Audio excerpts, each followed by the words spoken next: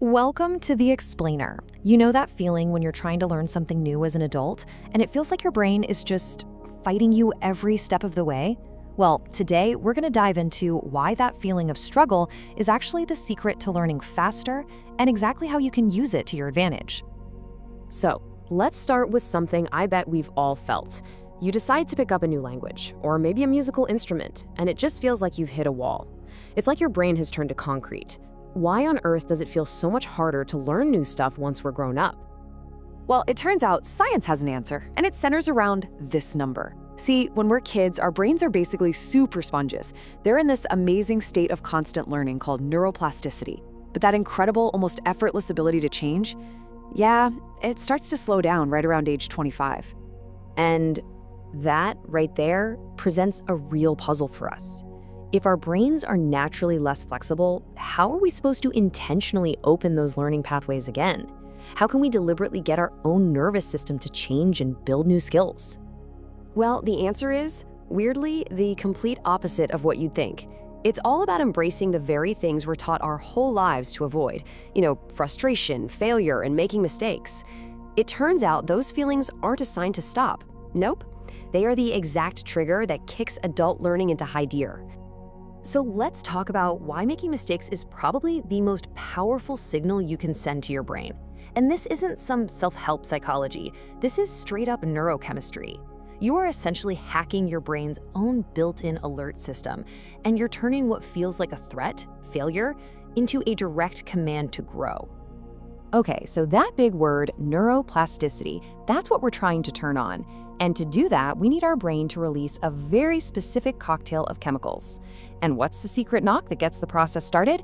You guessed it, making mistakes. So here's how it plays out.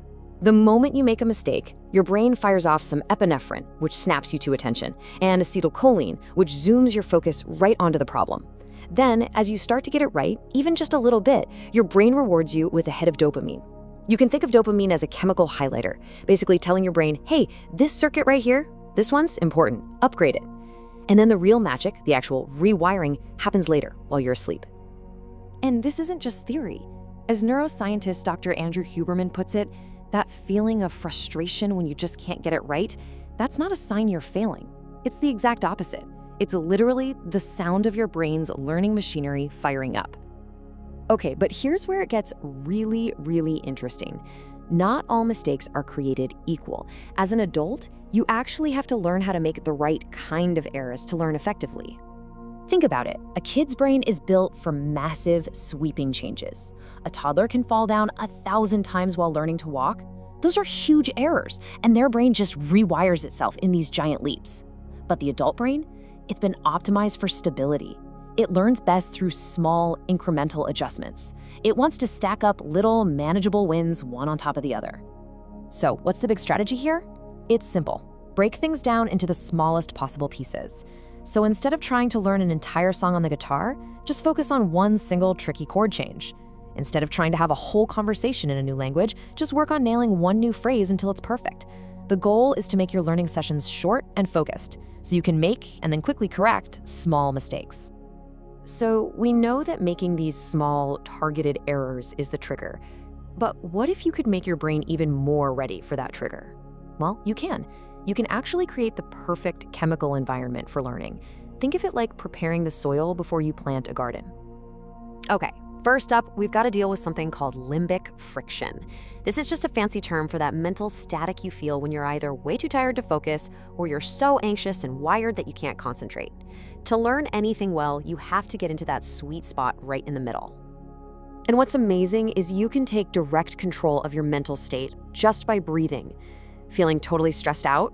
Try what's called a physiological sigh. It's 2 quick inhales in through your nose, followed by 1 long, slow exhale out through your mouth. It instantly calms you down. On the flip side, if you're feeling tired and unfocused, try superoxygenation. Just make your inhales deeper and a little longer than your exhales. It's like a shot of espresso for your brain. All right, now for a really surprising trick to put your learning into overdrive. Play with your sense of balance. Your vestibular system, the part of your inner ear and brain that keeps you upright, is directly wired into the learning centers of your brain. So when your brain thinks you're off balance, it hits a big red Adapt Now button. Why on earth does this work? Well, from an evolutionary perspective, your brain's #1 priority above almost everything else is to not let you fall over and hurt yourself. So by practicing something, even if it's purely mental, while you're challenging your balance, you're tricking your brain into flooding your entire system with the exact chemicals you need for rapid, focused change. So we've gone through all the science behind this. Now let's put it all together into a simple but really powerful playbook that you can use to learn literally any new skill you want. All right, here's your blueprint. Step 1, get your mind right. Use your breath to get into that perfect state of calm focus. Step 2, learn incrementally. Focus on one tiny, manageable piece of the puzzle. Step 3, seek out that frustration. Push yourself right to the edge of what you can do until you start making those small mistakes. Step 4 is crucial. Reframe those errors. Literally tell yourself, this feeling is good. This means I'm learning. That positive framing can actually help release more dopamine. And finally, the last and maybe most important step, just rest. Let your brain do the heavy lifting of rewiring all those new connections while you sleep. So the real takeaway here is this: you absolutely can learn new, hard things as an adult. The path to getting there isn't about avoiding mistakes, it's about leaning into them and seeking them out. That frustration you feel isn't a roadblock, it's the engine of your own learning.